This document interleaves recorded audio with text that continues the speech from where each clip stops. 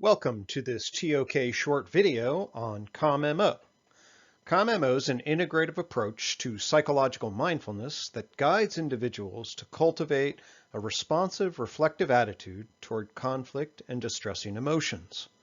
CalmMO represents a significant advance in psychological mindfulness because it is grounded in a comprehensive model of human consciousness and relationships that guides individuals in understanding why mindfulness is hard, why it helps, and the domains of consciousness to focus on. We can start with one of the basic elements that results in psychological distress, which involves negative reactions to negative feelings. Here we see somebody who feels lousy and then hates feeling this way. This sets up what is called a neurotic loop, which is caused by negative reactions to negative feelings. This diagram depicts the central features that drive neurotic loops. Namely, it represents the fact that many people try to avoid or control their negative feelings. They do this by adopting a stance of an inner critic that is defensive or judgmental or avoidant in the way they try to cope with those feelings. Unfortunately, this often leads to a building up of negative feelings, and a trigger will then release strong emotions, and the person will feel flooded, overwhelmed, and out of control, and might snap in a fit of rage or experience a panic or overwhelming anxiety. Of course, if this happens, it just teaches the individual that negative feelings are indeed bad, and they will often then double down in their efforts to control them.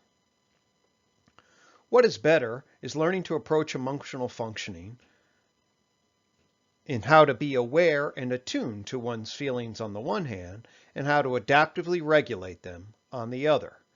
This is called the emotional sweet spot. CalmMO helps people learn how to process emotions in the emotional sweet spot. It starts with the MO, which is a metacognitive observer. This means adopting a deliberative, reflective, responsive versus reactive, observing position of one's mind. Take a minute and think about someone you know who went through a stressful event.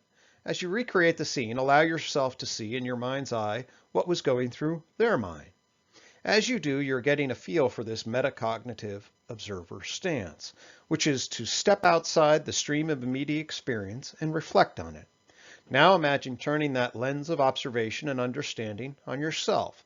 Imagine yourself seeing the feelings you have, the rush of thoughts that follow those feelings, and the situation you're in and the history that led up to it, and the other key people involved. This is a participant observer stance that is involved in the flow, but can also step outside and see one's thoughts, feelings, and context from a distance, and not become all the feelings that are flowing through the stream. Learning to take this metacognitive stance takes practice. It is not something people can do just as soon as they hear about it. But if guided, many can learn to do it and become better and better at it. The fact that it takes practice gives rise to the second meaning of MO, which is modus operandi, which refers to one's mode of operating. Modes of operating take practice to internalize so that it becomes easier and easier to achieve.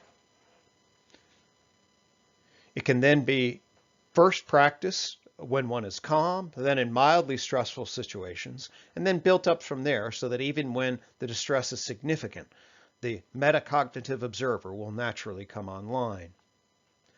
Calm, of course, is the word, but it also is an acronym. The C stands for curiosity, which is the desire to know more. This means taking a stance of wondering, seeking, and understanding. It means adopting a questioning attitude. The curious part of the MO asks, what is going on? Where did this happen before? How am I feeling? When has this occurred? Why might I be feeling the way I am? And these questions are asked first about one's feelings, then about one's thoughts, about one's history, and ultimately about other people involved. All of this is in the service of developing a rich and textured narrative regarding what is happening and why. This is in contrast to what many individuals do when bumped by negative feelings, which is to respond impulsively and reacting negatively in their attempt to control and escape from such feelings. Accepting refers to the ability to be with the pain and the awkwardness without freaking out and without harsh judgments or resistance. It relates to the concept of emotional distress tolerance. It is hard, but with practice it can be done. We can see this show up in the Buddhist insights regarding suffering. The first principle in Buddhism is life is suffering.